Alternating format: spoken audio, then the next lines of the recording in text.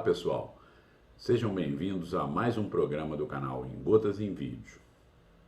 Hoje nós vamos falar sobre indicadores. Já repararam que a área de RH às vezes parece um pouco separada do resto da organização?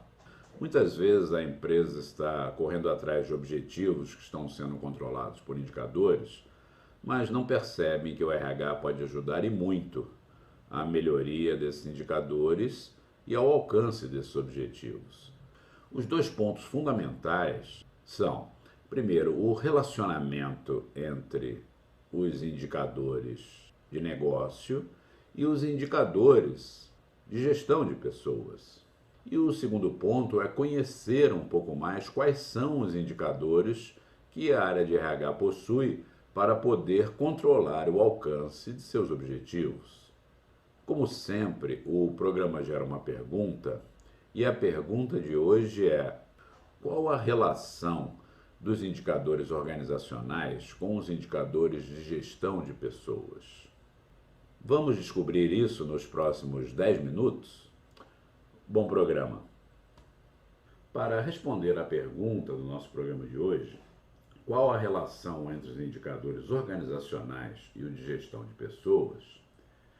É preciso primeiro entender que em algumas organizações a área de RH não tem muita participação nas estratégias empresariais. Ela é acionada apenas como um instrumento para recrutar um profissional, treiná-lo e fazer o acompanhamento de sua vida na empresa e, eventualmente, desligá-lo da companhia. A área responsável por um dos P's da gestão estratégica, que é o P de pessoas, deve ser muito mais que isto.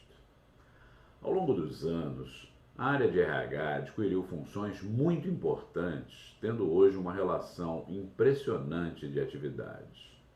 Administração de pessoal, desenho organizacional, segurança no trabalho, saúde no trabalho, serviço social, recrutamento e seleção, comunicação interna, treinamento e desenvolvimento, relações sindicais e trabalhistas, remuneração e benefícios, gestão de cargos, competências e folha de pagamento, gestão de expatriados, retenção de pessoal e desligamentos. Ser responsável por todos esses processos numa organização obriga o RH a ser mais que um departamento de pessoal. Ele deve ser uma área estratégica de gestão de pessoas. Mas, para que isso se consolide, é necessário seguir alguns passos na gestão de uma área de RH. Primeiro, definir e acompanhar os objetivos estratégicos e seus indicadores na perspectiva de crescimento e aprendizagem do mapa estratégico da organização. Definir e acompanhar os indicadores da área de gestão de pessoas como um todo, e inserir indicadores de gestão de pessoas nos objetivos estratégicos da empresa onde fizer sentido, garantindo que a componente humana também seja levada em conta e acompanhada para o alcance desses objetivos.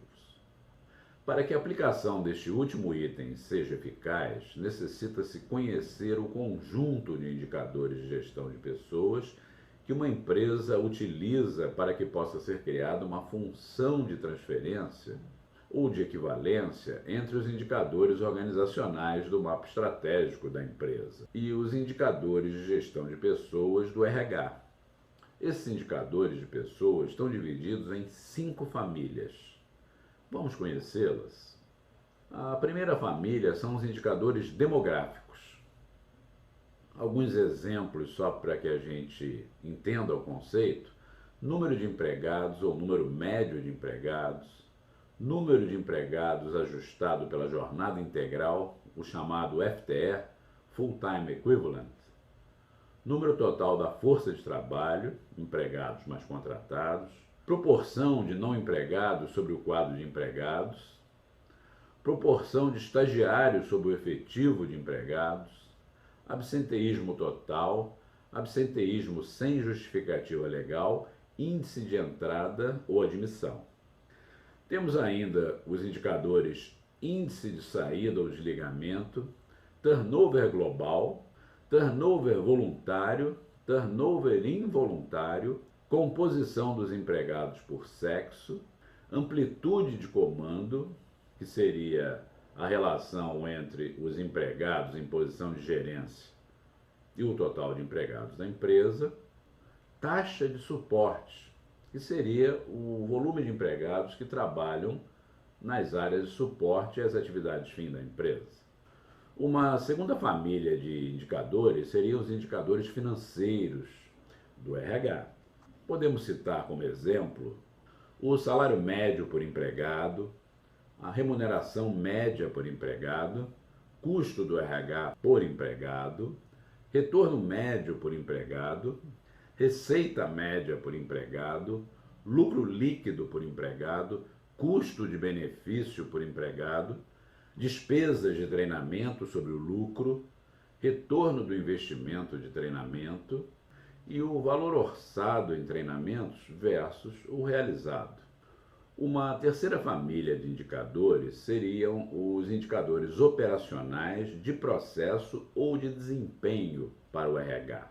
Podemos citar como exemplos o tempo médio de preenchimento de vagas, índice de preenchimento de vagas no prazo, índice de adequação do empregado à vaga, número de empregados que atendem ou excedem as expectativas da área que solicitou o recrutamento, após uma avaliação dentro dos 90 dias, número de vagas preenchidas, índice de retenção de empregados, índice de utilização do plano de sucessão para preenchimento de vagas, índice de empregados de alta performance, índice de empregados de alto potencial, satisfação dos clientes com o atendimento prestado pelo RH. Ainda dentro desses indicadores operacionais de processo ou de desempenho para o RH, também podemos citar o percentual de remuneração variável sobre os salários, percentual das horas extras sobre o total de salários, horas de treinamento por empregado, índice de empregados em programas de treinamento e desenvolvimento, índice de efetividade de um treinamento, número médio mensal de empregados usuários do plano de saúde, número de concessões de aumentos espontâneos, crescimento médio dos salários, crescimento médio dos salários por aumentos compulsórios e crescimento médio dos salários por aumentos espontâneos. Uma quarta família de indicadores seria os de clima organizacional. Podemos citar como exemplo o grau de satisfação com os pares, o grau de satisfação com seus superiores, o grau de satisfação com as políticas e práticas de RH, grau de satisfação com a própria organização, a existência de processos corporativos, em especial os de treinamento e desenvolvimento, a motivação dos funcionários, a credibilidade e confiança da empresa, o orgulho em trabalhar na organização e o grau de camaradagem entre as diversas áreas da companhia. E, por fim, o último conjunto de indicadores são chamados indicadores do balanço social e da responsabilidade social. Podemos citar como exemplos o número de empregados em trabalho voluntário, o número de entidades assistidas, número de pessoas beneficiadas, investimentos em projetos sociais, número de crianças assistidas em projetos sociais, número de empregados que abandonaram o hábito de fumar, redução do número de acidentes de trabalho, dias perdidos em afastamentos em acidentes de trabalho, investimentos em segurança, saúde e meio ambiente, e número de empregados do sexo feminino, além do número de dependentes dos empregados. Estes são indicadores típicos dessa família. Contudo, podemos citar alguns outros mais avançados que também pertencem a esse conjunto, como o número de mulheres em posição de comando, salário médio dos empregados técnicos e operacionais, salário médio dos que ocupam posições de comando, contribuição para a previdência privada, contribuição para planos de saúde, contribuição para programas de alimentação, participação nos lucros ou nos resultados, número de sugestões dos empregados aprovadas ou não aprovadas, número de times de qualidade, valor pago por reconhecimento, valor pago por projetos de qualidade, número de postos de trabalho gerados, direto ou indiretamente, número de empregados portadores de necessidades especiais e número de falecimentos. O conhecimento desse conjunto de indicadores será importante para que, de posse dos indicadores do mapa estratégico da organização e conhecendo esses indicadores de gestão de pessoas, é possível, com um pouco de bom senso e experiência, determinar que metas perseguir e que indicadores acompanhar no RH, visando contribuir para a melhoria dos indicadores organizacionais e o consequente atingimento dos objetivos da empresa. Pense nisto. Bom, pessoal, por hoje é só. Se gostaram desse programa, cliquem na mãozinha transformando-a em azul logo abaixo do nosso vídeo. Não se esquecendo de se inscrever no canal. É só clicar no botão em vermelho também logo abaixo do vídeo. Espero você no nosso próximo programa. Até lá!